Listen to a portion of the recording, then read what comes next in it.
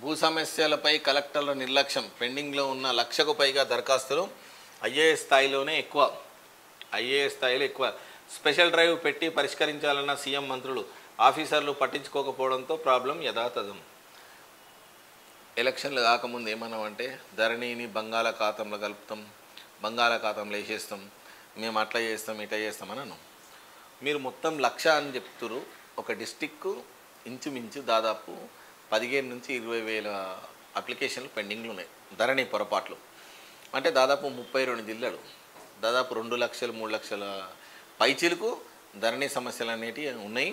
ఆ ధరణి సమస్యలను పోవాలి అని అంటే దాన్ని స్పెషల్ డ్రైవ్ కిందనే తీసుకోవాలి. కలెక్టర్లకు కూడా ఆదేశాలు ఇవ్వాలి.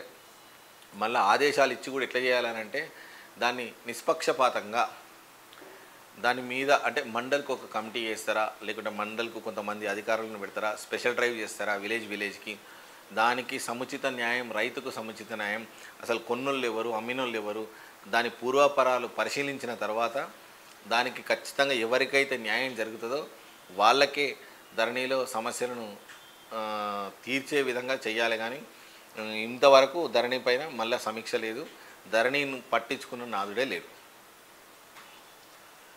సో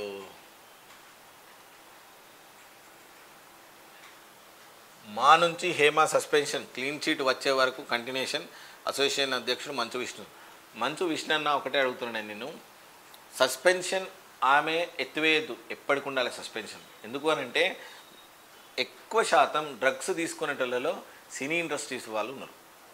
దయచేసి ఈమెను మళ్ళీ ఎత్తేసిరనుకో మళ్ళీ పూర్వ మాటకే వెళ్ళిపోతుంది ఆమె కూడా.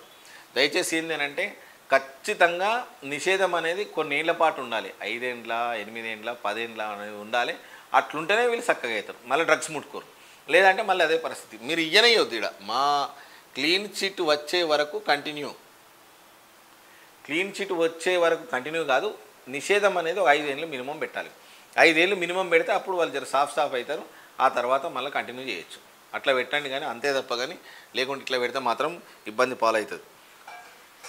సో ఇది ఇవాళటి వార్తాపత్రికలో వచ్చినటువంటి విశ్లేషణ. మరో విశ్లేషణతో మళ్ళీ రేపు కలుసుకుందాం. అంతవరకు సెలవు. నమస్తే.